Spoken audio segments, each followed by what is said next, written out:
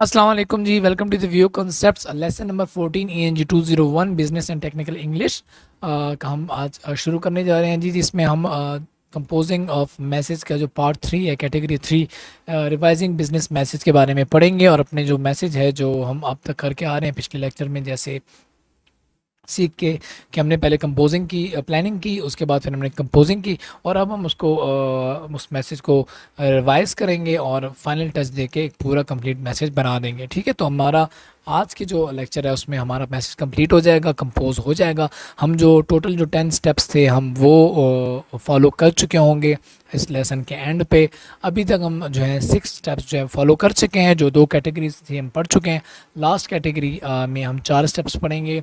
आपका पहला स्टेप होगा एडिटिंग योर मैसेज, दूसरा है रीराइटिंग द मैसेज, तीसरा है जी आपका यहाँ पे लिखा नहीं हुआ प्रोड्यूसिंग योर मैसेज, और चौथा जो है वो आपका होगा proof reading of your message. ठीक है, तो ये 4 चीज़ें हैं, इसको पढ़ते हैं स्टेप बाय स्टेप। शुरू करते हैं जी आज का लेक्चर। ओके जी, सबसे पहले है जी एडिटिंग योर मैसेज। मैसेज आपने ड्राफ्ट कर चुके थे आप, तो अब उसमें आपने क्या करना है कि put the main idea in the first paragraph. पहले पैराग्राफ में आपने अपना मेन आइडिया रखना है, और मिडल में जो है आपने highlight the key features of your stance. जो आपका सब्जेक्ट, आपका पर्पज़ है, वो आपने उसकी जो हाईलाइट्स हैं, जो मेन टॉपिक्स हैं, वो आपने उसके मिड में रखना है। ठीक है, अहम काम जो इसमें करना है वो है एलिमिनेट रिडंडेंसीज, यानी जो चीज़ बार बार रिपीट हुई है ना, उससे आपने यहाँ से क्या कर देना है, डिलीट कर देना है। ठीक है, हटा देना है। ओके जी, आगे style and readability. Okay, revert to stress the you viewpoint. ठीक है, यू जो हम एटीट्यूड देख के आ रहे हैं ना, तो उस चीज़ को आपने जहन में रखते हुए आपने दोबारा जो है अल्फाज का चुनाव करना है। Clarify the relationship among ideas through placement and combination of phrases. Exactly. उसके अलावा मॉडरेट द एक्सेसिव एथोसिज्म, और इसके बाद eliminate words that seems unfamiliar. ऐसे वर्ड्स को आपने एलिमिनेट कर देना है जो फेमिलियर नहीं है, मुश्किल हैं, जो कॉमन वर्ड्स नहीं हैं, जिनके ज़रिए हम आसान वर्ड्स उनके मुतरादिफ यूज़ कर सकते हैं, तो वाई नॉट। ठीक है, हमें करने चाहिए। ओके जी, आगे है जी मैकेनिक्स एंड फॉर्मेट। फॉर्मेट का हमने जो है ना ख्याल लाजमी रखना होता है।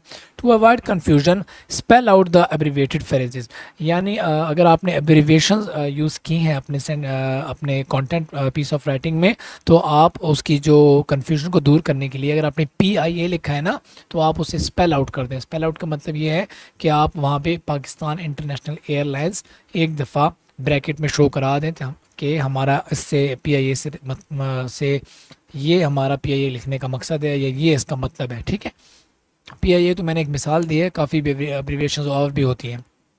ओके, आगे जी इवेल्युएट योर कंटेंट ऑर्गेनाइजेशन। अब ये चीज़ें जो हैं इसको हम ज़रा स्टेप वाइज देख लेते हैं। ठीक है, आपने जो कंटेंट जो चूज़ किया, जिस पे आप लिख रहे हैं, उसकी ऑर्गेनाइजेशन आपने कर दी। उससे आपने उसकी इवेल्यूएशन करनी होती है, उसको अपने दोबारा देखना होता है, क्योंकि रिवीजन है ना, रिवीजन में तो ये काम चलते रहेंगे। आप उसको दोबारा रिव्यू करते हैं, देखते हैं कि कहीं पे कोई फैक्ट्स, कोई फिगर्स आपने गलत तो नहीं दे दिया, या आपने कोई चीज़ गलत तो ऑर्गेनाइज नहीं कर दी, जो पहले आनी चाहिए थी वो बाद में तो नहीं आपने लिख दी। तो ये चीज़ है। उसके बाद review your style readability. Once satisfied with the structure review style and readability. जब आपका स्ट्रक्चर आप फाइनल कर रिवीजन करके कि आपकी ऑर्गेनाइजेशन सही हुई है, उसके बाद आपने जो फोकस करना है वो आपने अपने स्टाइल और रीडेबिलिटी, ठीक है, उस पर फोकस करना है। रीडेबिलिटी क्या होती है? Readability depends on word choice, sentence length, sentence structure and physical appearance. ठीक है, तो ये कुछ चीज़ें हैं जिस पे रीडेबिलिटी आपकी डिपेंड करती है। ठीक है, ओके, अगला है जी एक्सेस योर वर्ड चॉइस। दो जो है कि एस्पेक्ट्स हैं वर्ड चॉइस के लिए। ठीक है, पहला है करेक्टनेस और दूसरा है इफेक्टिवनेस। ठीक है, तो अगर आपको डाउट हो तो आप उसको चेक ज़रूर करें, और करना भी चाहिए। जैसे कि यहाँ पे एक मिसाल है, the data on our market share is consistent from region to region. अब यहाँ पे जो इज़ है ना, वो यहाँ पे नहीं लगेगा। क्यों? क्योंकि डेटा जो है वो कलेक्टिव नाउन है, तो यहाँ पे आप डेटा के साथ जो है आर यूज़ करेंगे। ठीक है, the data on our market share are consistent from region to region. तो ये एक छोटी सी मिस्टेक थी जो स्किप कर जाते हैं, कभी कभी हमें समझ नहीं आ रही होती। अगला है जी plain English. Plain English is close to spoken English and can be more easily understood. तो प्लेन इंग्लिश को यूज़ करें। जो स्पोकन इंग्लिश आप यूज़ करते हैं ना, तो उसी को आप रिटर्न कम्युनिकेशन में भी यूज़ करें। आगे है functional words and content words. ये कौन से वर्ड्स होते हैं?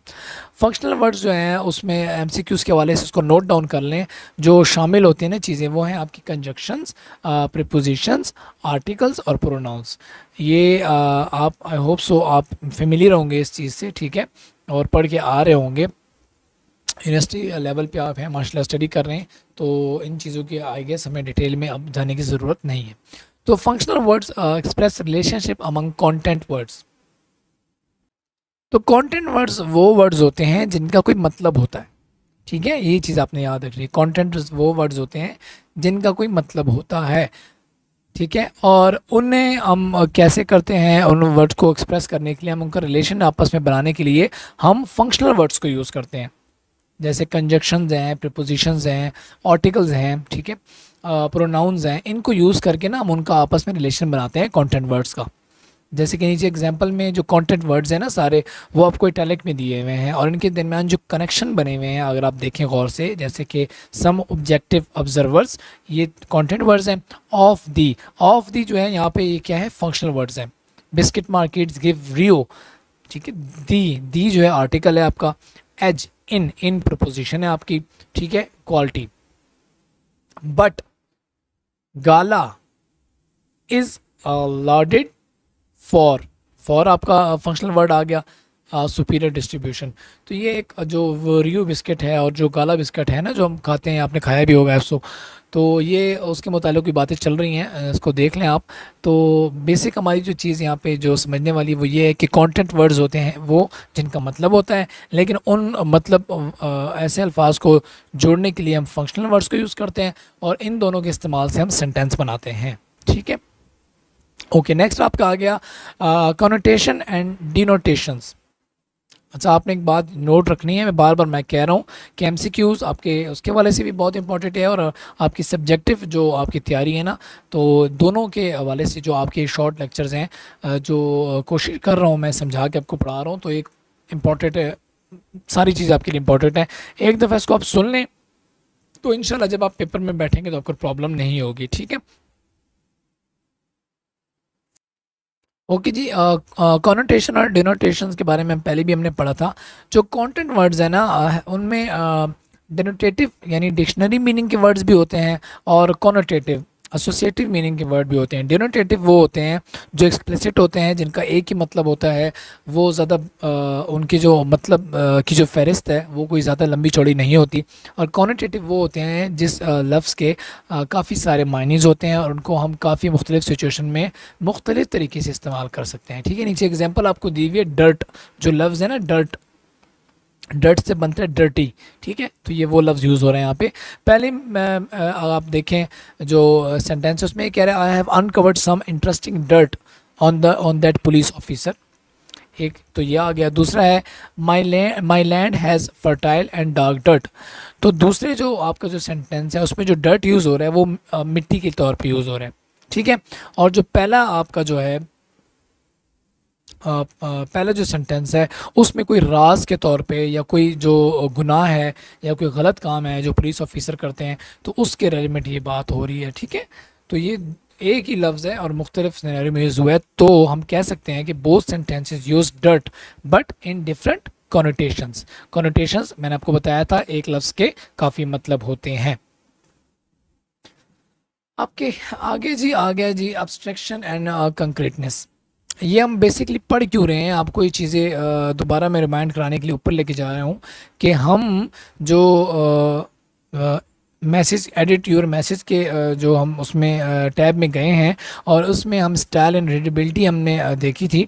तो स्टाइल एंड रीडेबिलिटी से रेलेवेंट आगे जो है हम चीज़ों को देख रहे हैं कि हमने कैसे वर्ड्स को यूज़ करना है, कैसे स्टाइल और रीडेबिलिटी को हमने बनाए रखना है। तो ये सारी उसकी लड़ी है और हम उनको पढ़ रहे हैं। Okay, abstraction and concreteness. The more abstract a word, the more it is removed from the tangible, objective world of things that can be perceived with sense. Abstract words वो होते हैं जो ऐसे ऐसे वर्ड्स जो जिनका हम जब इस्तेमाल करते हैं ना, तो बेसिकली हम ऐसी चीज़ों का जिक्र कर रहे होते हैं उन अल्फाज के इस्तेमाल से, या उन चीज़ों के लिए इस्तेमाल कर रहे होते हैं इन अल्फाज को, एब्स्ट्रैक्ट वर्ड्स को, कि जिन्हें हम छू नहीं सकते। ठीक है, पहली बात। और जिसका ताल्लुक जो दुनिया की जो ऐसी चीज़ें हैं जिन्हें हम सेंस कर सकते हैं और जिन्हें हम देख सकते हैं, छू सकते हैं, ठीक है, फील कर सकते हैं, ऐसे उनसे उसका कोई ताल्लुक नहीं होता। ठीक है, जैसे कि मिसाल के तौर पे नॉलेज है। अब नॉलेज का वर्ड जो है उससे हम टच तो नहीं कर सकते, नॉलेज कहाँ होती है।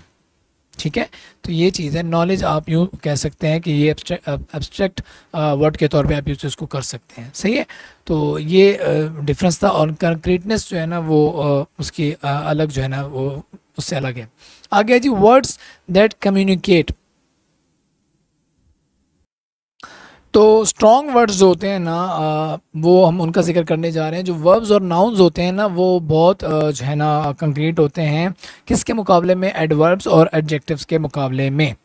अगर हम एडवर्ब्स और एडजेक्टिव्स का सहारा ले रहे हैं किसी चीज़ को एक्सप्रेस करने के लिए, तो अगर उसके मुतरादिफ या उसके मुकाबले में हम उसी चीज़ का इज़हार किसी वर्ब या नाउन को इस्तेमाल करते हुए कर रहे हैं ना, तो उसकी ज़्यादा जो है ना वो कंक्रीटनेस होगी। ठीक है, उसमें ज़्यादा पावर होगी। तो उसकी एग्जांपल्स देख लेते हैं। जैसे हम कहते हैं ना वेल्थी बिजनेसमैन। ठीक है, वेल्थी बिजनेसमैन के लिए जो टर्म यूज़ करते हैं, जो फ्रेज़ यूज़ करते हैं, वो टाइकॉन है।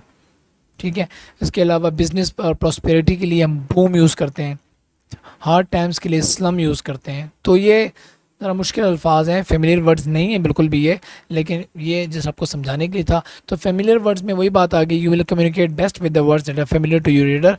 तो आसान अल्फाज का इस्तेमाल करें जो फेमिलियर हों, जो सब उसको जानते हों। सही, अनफेमिलियर वर्ड्स के इस्तेमाल से कभी कभी कन्फ्यूजन बन जाती हैं। एग्जाम्पल्स हैं, जैसे असर्टन का वर्ड है। ठीक है, असर्टन, असर्टन के बजाय हम लर्न या फाइंड आउट का जो है अल्फाज का इस्तेमाल कर सकते हैं। इसके अलावा कंज्यूमेट। ठीक है, कंज्यूमेट क्या होता है, क्लोज करना, ब्रिंग अबाउट। ठीक है, तो ये उससे रेलिवेंट है। इसके बाद पर यूज़ की जगह हम रेडी या स्टडी जो है ना यूज़ कर सकते हैं। सही है जी। तो बेसिकली ये मकसद इसका ये है फेमिलियर वर्ड्स का, कि आप जो बात कह रहे हैं ना वो अगले तक पहुंच जाए। बस सिंपल सा फार्मूला है, असल मकसद ही इसका ये होता है। ठीक है, जो बात कर रहे हैं वो पहुंच जाए। ओके जी, अगले जो वर्ड्स हैं ये हम वर्ड्स पढ़ रहे हैं। ठीक है, words that communicate. Strong words भी हमने पढ़ लिए कम्युनिकेशन के लिए जो यूज़ होते हैं, फेमिलियर वर्ड्स भी हम कम्युनिकेशन के लिए यूज़ करते हैं। उसके बाद आगे शॉर्ट वर्ड्स, ये मैं आपको इसकी कलर चेंज कर देता हूँ ताकि आपको अंदाज़ा हो कि हम जो हैं इसके बुलेट्स हम इसके हेड में पढ़ रहे हैं। तो ये वो उन वर्ड्स के बारे में पढ़ रहे हैं जो हम कम्युनिकेशन के लिए इस्तेमाल करते हैं। अब बात आ गई शॉर्ट वर्ड्स की। शॉर्ट वर्ड्स कौन से वर्ड्स होते हैं, that are usually more vivid than long ones and improve the readability of a document. तो ये एक तो बहुत मतलब टू द पॉइंट वर्ड्स होते हैं जो इनमें बात होती है ना वो क्लियर होती है। ठीक है, इसमें कोई बंदे दूसरी राय की तरफ जा नहीं सकता, भटक नहीं सकता। जैसे कि नीचे आपको एग्जांपल भी दी हुई है कि during the president year the company accelerated productive operations. ठीक है, तो इसके हम प्रेसिडेंट ईयर की जगह हमने कह दिया लास्ट ईयर। ठीक है, the company sped up operations, यानी एक्सेलरेटेड प्रोडक्टिव ऑपरेशंस की जगह हमने लिख दिया स्पेड अप ऑपरेशंस। ओके जी, ये स्पेड अप नहीं होगा, ये स्पीड अप होगा। यहाँ पे ये टाइपिंग मिस्टेक है, मेरे ख्याल से स्पीड अप है। ओके जी, नेक्स्ट जो आपके वर्ड्स हैं ना वो हैं आपके कैमोफ्लेज वर्ब्स। इनका इस्तेमाल करते हुए हम कम्युनिकेशन करते हैं। तो turning verbs into nouns and adjectives weakens your writing, यानी जब आप वर्ब्स को नाउन बना दें या एडजेक्टिव्स का इस्तेमाल करें तो आपकी राइटिंग को क्या कर देता है, ज़रा कमज़ोर कर देता है। ठीक है, तो watch for ending like ION, TION, ING, MENT, ANT, ENT, ANCE, ENC, ECY। तो ये सारे जो है ना जब हम किसी वर्ड के आखिर में लगाते हैं ना, ख़ास तौर पे वर्ब के आखिर में, तो वो जो वर्ब होता है वो नाउन बन जाता है। जैसे कि यहाँ पे है ये इम्प्लीमेंटेशन का लफ्ज़ है, the manager undertook implementation of the rules. तो उसको हम यूँ कह सकते हैं कि the manager implemented the rules. सही है, तो ये ज़रा आसान हो गया ना, समझ आ गई बात। इसी तरह आ गया verification. Verification of shipment occurs weekly, तो यहाँ पे हम कह सकते हैं कि शिपमेंट्स आर वेरीफाइड वीकली। तो यानी अगर वो वर्ब है जिसे हमने नाउन बना दिया है तो क्यों ना उसे वर्ब भी बना के इस्तेमाल कर लिया जाए, तो वो ज़्यादा ईजी है। ओके नेक्स्ट है जी बायस फ्री लैंग्वेज। ओके जी, अवॉइड जो मेन चीज़ इसमें यह है कि avoid biased language that might offend the audience. ठीक है, तो ऐसी लैंग्वेज इस्तेमाल ही ना करें जो फ़र्क पैदा करे। जैसे मुख्तलिफ़ किस्म की बायस जो कॉमन बायसेस हैं वो कौन कौन से हैं, यानी ऐसी चीज़ें जो फ़र्क तफरीक पैदा करें। ठीक है, कि यार तुम मुस्लिम हो, ठीक है, तुम हिंदू हो, तुम ईसाई हो, तो ये इन चीज़ों की बात हो रही है। ठीक है, जो फ़र्क पैदा करती हैं चीज़ें, तो ऐसी चीज़ें आपने राइटिंग बिजनेस राइटिंग में ख़ास तौर पे नहीं यूज़ करनी होती। पहली है जी कल्चरल बायस। कल्चर में अगर आप कहें यार तुझे सिंधी हो जी, असी पंजाबी हैं जी, वगैरह वगैरह ये। उसके बाद जेंडर बायस है, मेल फीमेल वाला होता है। तो ये है जी आपका रेसियल एंड इथनिक बायस। ये कौन सी होती हैं जी, ये वो वाली बायस होती है जो ग्रुपिंग हुई हुई है मैन काइंड की किस पे हुई है, depending upon the physical nature of the group of people और द कल्चरल बैकग्राउंड। ठीक है, तो ये जैसे है ना कि अफ्रीकन्स, एशियंस, ये चीज़ इसमें आती है। ठीक है, अमेरिकन्स, सॉरी वो गोरे भी कहते हैं उन्हें, काले गोरे, ये वाला सीन भी होता है। अच्छा, तो नेक्स्ट है जी आपकी डिसेबिलिटी बायस है। ठीक है, कि तुम लंगड़े हो, तुम लूले हो, तुम अंधे हो, तुम बहरे हो, ठीक है, तुम हकलाते हो, वगैरह वगैरह। तो ये चार किस्म के बायस हैं। ये आपके सब्जेक्टिव पार्ट में आ सकता है कि जी आप जो जो कॉमन बायस जो हैं वो कितनी किस्म की हैं उनके नाम लिख दें। तो कोई से 3 नाम लिख दें तो आप 3 लिखेंगे तो आपके 3 नंबर पूरे हो जाएंगे। सही है, तो ये चीज़ें हैं, आपकी इंपॉर्टेंस काफ़ी रखती है। ठीक है, एग्जांपल्स दी हुई आपको जेंडर बायस की, रेसियल एंड एथनिक बायस की, जो मैं ऑलरेडी बता चुका हूँ, तो ये आपने देख लेनी है। डिसेबिलिटी बायस की भी दे चुका हूँ मैं, तो ये आपने इसको खुद पढ़ लेना है। ठीक है, मैंने तो उर्दू में बता दिया आपको, अपने इंग्लिश में इसको देख लेना है। नेक्स्ट हमारा जो आ गया ना पार्ट, जो दूसरा पार्ट है किसका, हमारे इस कैटेगरी रिवीजन वाली कैटेगरी का, वो है री राइटिंग योर मैसेज। ठीक हो गया जी, पहला हमने कर लिया, अब हम री राइटिंग करेंगे मैसेज। एडिट, हमने अपने मैसेज को एडिट कर लिया, अब हम अपने एडिट करने के बाद मैसेज को री राइट करेंगे। As you edit your message you will find yourself rewriting. ठीक है, क्या क्या हमने लिख सकते हैं, पैसेज लिख सकते हैं, सेंटेंस लिख सकते हैं, या पूरे का पूरा सेक्शन जो है दोबारा लिख सकते हैं। ठीक है, तो क्रिएट इफेक्टिव सेंटेंस।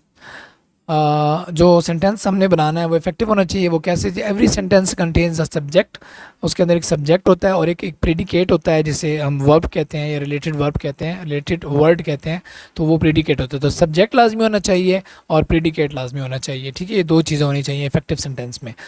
एमसीक्यूज़ की भी तैयारी हो रही है। ठीक है, अच्छा आगे जी टाइप्स ऑफ सेंटेंसेस। कितने टाइप के सेंटेंस होते हैं आपके, 3 तरह के होते हैं। एक होता है सिंपल, एक होता है कंपाउंड और एक होता है कम्प्लेक्स। अब सिंपल सेंटेंस कौन सा होता है ये हम देख लेते हैं, ये इसकी टाइप सब टाइप है। Simple sentence has a single of subject and single predicate. उसमें एक सिंगल सब्जेक्ट होता है और एक आपका प्रेडिकेट होता है। ठीक है, तो जैसे कि यहाँ पे है ना, profits have increase in the past year, तो प्रॉफिट्स जो है यहाँ पे आपका सब्जेक्ट है। ठीक है, वो बोल्ड आपको करके दिखाया हुआ है इन्होंने, और प्रेडिकेट जो है ना वो अंडरलाइन करके दिखाया हुआ है। अच्छा, उसके बाद आपका आ गया a compound sentence. Compound sentence की निशानी ये होती है कि कंपाउंड सेंटेंस एक्सप्रेसेस 2 और more independent but related thoughts. Compound sentences में ना 2 थॉट्स की बात हो रही होती है, 2 बातें हो रही होती हैं, लेकिन वो एक ही सेंटेंस में होती हैं। जैसे कि नीचे है कि wage rates have decline by 5%, ये आपका एक सेंटेंस हो गया, और दूसरा आपका जो है ना वो है an employee turnover has been high.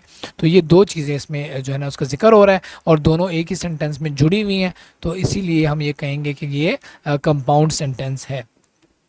Okay, तीसरा जो है वो है कम्प्लेक्स सेंटेंस। तो a complex sentence expresses one independent clause and one और मोर डिपेंडेंट क्लॉज। देखें जो कंपाउंड था उसमें दोनों जो थी वो इंडिपेंडेंट थी, कंप्लीट सेंटेंसेस थे दोनों। लेकिन जो कॉम्प्लेक्स सेंटेंस होता है उसमें एक इंडिपेंडेंट क्लॉज होती है और दूसरी जो है वो डिपेंड कर रही होती है पहली वाली क्लॉज पे। ठीक है, इसको आप पढ़ेंगे तो आपको समझ आएगी। देखें एग्जाम्पल में, although you may question Ali's ability, you must admit that his morals are strong. तो इसमें दो आपको सेंटेंस तो दिए हुए हैं, लेकिन एक इंडिपेंडेंट है और एक जो है वो आपका डिपेंडेंट आपकी क्लॉज है। ठीक है, एक इंडिपेंडेंट क्लॉज है, एक आपकी डिपेंडेंट क्लॉज है। या पढ़ के आ रहे हुए हैं पिछले आपके जो सेमेस्टर था उसमें। आई होप सो आपको ये क्लियर हो चुका होगा। ओके जो नेक्स्ट चीज़ जो पॉइंट है वो यहाँ पे दो दिए हुए हैं कि आपने पैसिव सेंटेंस से अवॉइड करना है और एक्टिव सेंटेंस आपने यूज़ करने हैं। ठीक है, ये एक अहम पॉइंट है। अच्छा, सेंटेंस वाला जो ये ऊपर हम करके आ रहे थे ना, टाइप्स ऑफ सेंटेंस, ये कंप्लीट हो गया था। इसमें तीन किस्में थी। उसके बाद फिर अवॉइड पैसिव सेंटेंस वाला है ऑप्शन और यूज़ एक्टिव सेंटेंस वाला है। फिर है लेस एम्फेथेटिक। ठीक है, we are cutting the price to stimulated demand. तो more emphatic to stimulate the demand we are cutting the price. ठीक है, तो एम्पैथेटिक भी होना चाहिए आपका जो सेंटेंस है वो। अब आगे आ गया सेंटेंस स्टाइल। सेंटेंस स्टाइल की बात कर लेते हैं कि break long sentences into short ones to improve readability.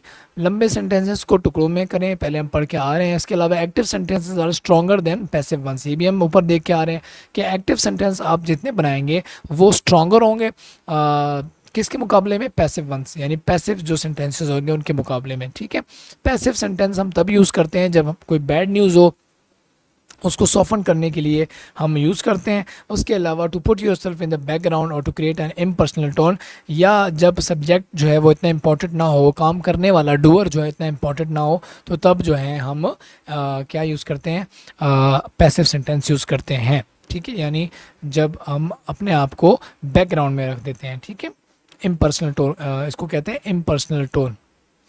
जब हम जो सब्जेक्ट है, या फ़र्ज़ करें आप हैं, आप अपना जिक्र जो है वो मतलब ख़ुद को हाइड कर देते हैं। और पैसिव सेंटेंस में क्या होता है, ऐसे ही होता है ना। तो हम लोग आखिर में जो काम करने वाला है बिल्कुल आखिर में उसका हल्का फुल्का सा जिक्र होता है। तो ये ऐसे मामलात में जो है ना हम यूज़ करते हैं पैसिव सेंटेंस, जब बैड न्यूज़ देनी हो, जो ख़ुद को बैकग्राउंड में रखना हो, या इम्पर्सनल टोन बनानी हो। आगे है जी eliminating unnecessary words and phrases. ये हम पहले भी करके आए हुए थे। ठीक है, be on the look out for inefficient phrases. आपने इनएफिशिएंट फ्रेजेस को देखना है, अगर है तो उनको रिमूव कर दें। रिडेंडेंसीज, अगर चीज़ें बार बार रिपीट हो रही हैं उन्हें ख़त्म करें। Unnecessary relative pronouns and articles, unnecessary अगर प्रोनाउंस और आर्टिकल्स यूज़ हो रहे हैं तो उन्हें भी क्या कर दें, जो है ना आपने रिमूव कर देना होता है। एग्जाम्पल्स आपने देख लेनी है कि कैसे कन्फ्यूजिंग से हम क्लियर सेंटेंस बना रहे हैं। ठीक है, आप कर सकते हैं, आप मुझे करके बता दीजिएगा। आगे है जी एम्फसाइज की थॉट्स। ये अगला जी आपका पॉइंट है। ठीक है, तो emphasize parts of a sentence by, यानी जो आपकी की थॉट्स हैं ना, जो मेन चीज़ें हैं उन पे आपने जोर देना होता है। ठीक है, जिनमें क्या क्या चीज़ें आपकी एग्जांपल्स होती हैं, giving them more space, putting them at the beginning or the end of the sentence, यानी जो ऐसी जो वर्ड्स होते हैं ना जिन पे आप एम्फसाइज करते हैं तो उनको एग्जांपल्स में यूज़ करें, उन्हें ज़्यादा स्पेस दें, या उन्हें जो है ना सेंटेंस के शुरू में उनका जिक्र करें, या उनको जो है ना आखिर में इस्तेमाल करें। तो making them subject of the sentence, या उन्हें जो है ना आप सेंटेंस का सब्जेक्ट बना दें। ओके, आगे जी डेवलप कोहेरेंट पैराग्राफ्स। कोहेरेंट का मतलब आपको आता होगा अब। तो paragraphs are functional units that revolve around a single thought. तो पैराग्राफ जो हम जितने भी बनाते हैं ना, तो वो बेसिकली एक थॉट होता है, एक मेन आइडिया होता है जिसके गिर्द घूम रहे होते हैं और उनसे हमने दाएं बाएं नहीं होना होता। तो पैराग्राफ के जो एलिमेंट्स हैं वो कौन कौन से होते हैं जी, आप हर पैराग्राफ का एक जो है ना एक टॉपिक सेंटेंस होता है। ठीक है, हर पैराग्राफ का, और उस टॉपिक सेंटेंस से रिलेटेड सेंटेंसेस होते हैं। ठीक है, और ट्रांजिशनल एलिमेंट्स उसके अंदर शामिल होते हैं। ओके, नेक्स्ट आपका जी चीज़ जो है 5 ways to develop a paragraph. एक पैराग्राफ लिखने या डेवलप करने के लिए कौन से तरीके आप इख्तियार कर सकते हैं। इलस्ट्रेशन यूज़ करें, comparison and contrast, cause and effect use करें, क्लासिफिकेशन यूज़ करें, या प्रॉब्लम्स डिफाइन करके उनके सोल्यूशन लिखें। ठीक है, तो ये चीज़ें आपकी आ गई किस में, री राइट द मैसेज में आ गई। नेक्स्ट हमारा जो स्टेप है वो है प्रोड्यूसिंग यूर डॉक्यूमेंट। आपके मैसेज एडिट भी हो गए, आपने उन मैसेजेस को री राइट कर लिया, अब आपने जो डॉक्यूमेंट है अपना वो प्रोड्यूस करना है। ठीक है। सो डिज़ाइन एलिमेंट्स इंक्लूड, यानी आपने अब डिज़ाइनिंग करनी है अपने डॉक्यूमेंट की ना, बेसिकली आप अपने फाइनल टच देने लगे हैं। तो design elements include white space, free of art text and art work. ये एमसीक्यूज के लिए लिख लें इसको। मार्जिन एंड लाइन जस्टिफिकेशन क्या होती हैं कि लेफ़्ट जस्टिफाइड, आपका जो टेक्स्ट है वो लेफ़्ट जस्टिफाइड होना चाहिए, and rugged right gives the document an open feeling. ठीक है। और आपका जो टेक्स्ट है वो तो लेफ्ट पे होना चाहिए, and rugged right gives the document an open feeling, यानी जो राइट वाला एरिया आपका जब वो खाली खाली नज़र आता है ना, तो वो ज़रा डॉक्यूमेंट वाली फीलिंग उसमें आती है। सही है जी। तो ये एमएस वर्ड पे जो लड़के या स्टूडेंट्स या जो फीमेल स्टूडेंट्स काम करते या करती हैं, तो उनको अच्छा अंदाज़ा होगा कि मैं क्या कह रहा हूँ। एमएस वर्ड की बात कर रहा हूँ। Okay, design elements. Design elements में कौन कौन सी चीज़ें शामिल हैं? आपके हेडिंग्स एंड कैप्शंस होते हैं। ठीक है। हेडिंग्स से आप के जो रीडर्स होते हैं वो आपका कंटेंट जल्दी से क्या कर लेते हैं, आइडेंटिफाई कर लेते हैं, जो काम की चीज़ होती है उन्हें पढ़ लेते हैं हेडिंग्स के ज़रिए। उसके बाद है टाइप फेस। टाइप फेस किसे कहते हैं? It refers to the physical design of the letters, कि आपको लेटर को फिजिकली कैसे डिज़ाइन कर रहे हैं। ठीक है। और टाइप स्टाइल्स क्या होते हैं? Avoid using type styles and that slow your readers down. तो ऐसा जो स्टाइल है वो यूज़ ना करें जो आप के रीडर्स को पढ़ने में पढ़ते हुए उसकी मुश्किलात में इजाफा कर दे, और उससे आपका जो कंटेंट है वो सही तरीके से पढ़ने में उसे मुश्किल पेश आ रही हो। सही है। आगे examples of type face are as follows. तो टाइप फेस की पहले बात हो रही है, तो टाइप फेस की जो एग्जांपल्स हैं हम देख लेते हैं कि टाइप फेस होती क्या चीज़ है। ठीक है। तो सबसे पहला है जी सेरिफ टाइप फेस। इसमें क्या होता है आपका, आप ज़रा गौर करें तो Times Roman, Time New Roman वैसे यूज़ होता है। तो Times New Roman is often use for text. तो basically Time New Roman use हो रहा होता है।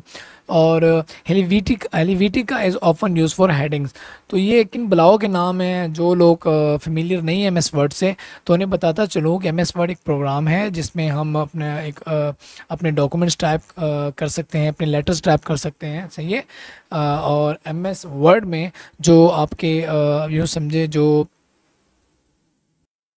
ये फ़ॉन्ट्स हैं जो हम यूज़ करते हैं। ठीक है। आपको मैं दिखा भी देता हूँ एमएस वर्ड का जो इंटरफेस है। तो ये माइक्रोसॉफ्ट वर्ड का इंटरफेस है। सही है। यहाँ पे हम कुछ भी लिख सकते हैं। ठीक है। और जो हम बात कर रहे थे ना फ़ॉन्ट्स की, तो वो यहाँ पे हैं। जैसे कि टाइम न्यू रोमन था ना, तो मैं आपको दिखा देता हूँ। ये टाइम्स न्यू रोमन है, ये फ़ॉन्ट्स आपको नज़र आ रहे हैं, ये टाइम न्यू रोमन है। और जो दूसरा फ़ॉन्ट का जिक्र भी जो हुआ है वो हुआ है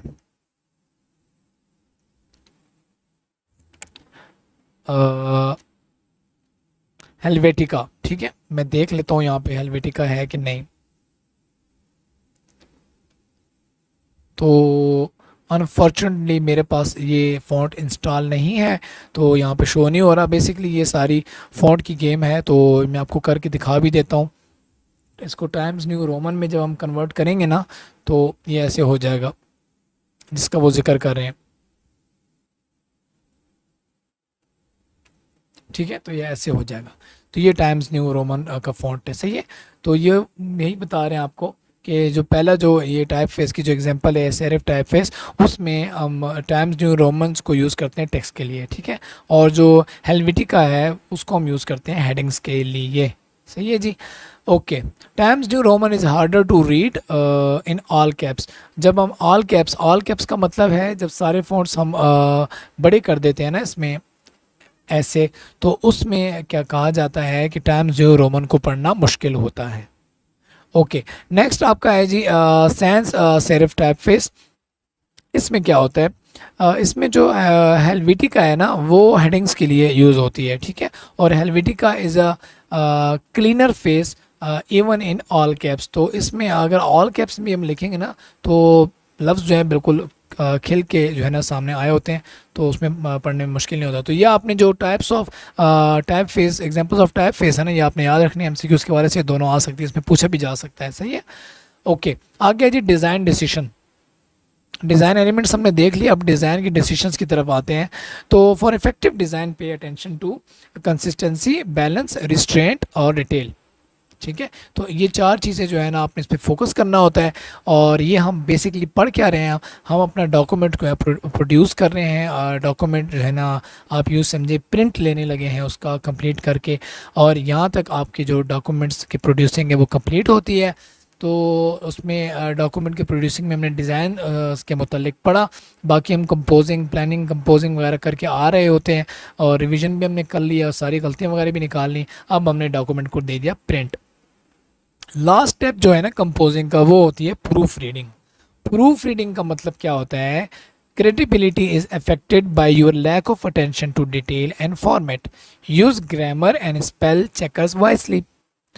तो इसका मतलब यह है कि आप प्रूफ रीडिंग में क्या चेक कर रहे होते हैं, अपनी गलतियां, लास्ट स्टेज जो होती है उसमें जो गलतियां होती हैं ख़ास तौर पे स्पेलिंग की या ग्रामर की, वो चेक करते हैं। ठीक है। तो एमएस वर्ड में भी एक फ़ीचर आपके पास है जिसके ज़रिए आप जो है गलतियां वगैरह है, ग्रामर जो है वो चेक कर सकते हैं। ठीक है।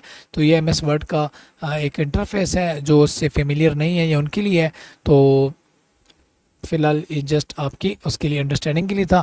बहरहाल अगर आपने आपके कोई कुलीग है, आपका कोई फ्रेंड है, तो मैं मशवरा दूंगा जब भी आपको डॉक्यूमेंट प्रिंट दें तो उसकी प्रूफ रीडिंग जो है वो किसी दूसरे से करवानी चाहिए, जो आपका फ्रेंड या आपका दोस्त हो या आपको कोई कुलीग हो। तो उसका फ़ायदा ये होता है कि गलती जो आपको नज़र नहीं आ रही वो उसे नज़र आ जाती है। ओके। तो ये जी हम यहाँ पे हमारी कंपोजिंग कंप्लीट होती है डॉक्यूमेंट की, और हम रीकैप कर लेते हैं आज के इस लेक्चर को। ओके। हमने आज के लेक्चर में क्या सीखा, हमने मैसेज अपने कंटेंट को एडिट करना सीखा कि एडिट करते हैं कैसे करते हैं, ऑर्गेनाइजेशन स्टाइल के बारे में हमने देखा, और रीडेबिलिटी हमने कैसे मेंटेन रखनी है उसके बारे में हमने पढ़ा। ठीक है। उसके बाद हमने ये देखा कि हम सेंटेंस को रीराइट करते हैं। ठीक है। To clarify the relationship among the ideas and to make our writing interesting. तो री राइटिंग का ये मकसद है। We also identified the elements of paragraph. हमने पैराग्राफ्स के एलिमेंट्स के बारे में पढ़ा, और उसके उन पैराग्राफ के लिए जो बेस्ट डिज़ाइन हमने चूज़ करना है रिटन डॉक्यूमेंट्स के लिए उसके मुतालिक हमने पढ़ा। और री writing paragraphs using the appropriate development techniques, उन टेक्निक्स के बारे में हमने पढ़ा था। और एट द एंड में प्रूफ रीडिंग के बारे में पढ़ा था कि प्रूफ रीडिंग हमारे लिए कितनी मौसर होती है। ठीक है जी। तो ये जी आपका आज का जो लेक्चर है लेसन नंबर 15 वो कंप्लीट होता है। Thank you for watching us. ठीक है। मैं आपके लिए थैंक्स लिख भी देता हूँ। तो thank you for watching us, और इंशाल्लाह नेक्स्ट लेक्चर में ना हम इंशाल्लाह लेसन नंबर 15 करेंगे, और उसमें जो मुख्तलिफ़ किस्म के कुछ डॉक्यूमेंट्स हैं आपके लिए न्यू होंगे और इंटरेस्टिंग होंगे, हम उसके बारे में पढ़ेंगे। अगर वीडियो आपको पसंद आई है तो लाइक करें, चैनल को सब्सक्राइब करें अगर आपने अभी तक सब्सक्राइब नहीं किया, और बेल आइकन को प्रेस करें ताकि हम आने वाला जो न्यू कंटेंट है वो आप तक टाइमली पहुंचे। ठीक है। और अपने फ्रेंड्स के साथ शेयर करना ना भूलिएगा, क्योंकि अगर आपको समझ आ रही है तो आपको उनके साथ भी शेयर करना चाहिए ताकि उन्हें भी समझ आए। ठीक है। तो मिलते हैं जी नेक्स्ट लेक्चर में, तब तक के लिए अल्लाह हाफिज़, अपना ख्याल रखिएगा।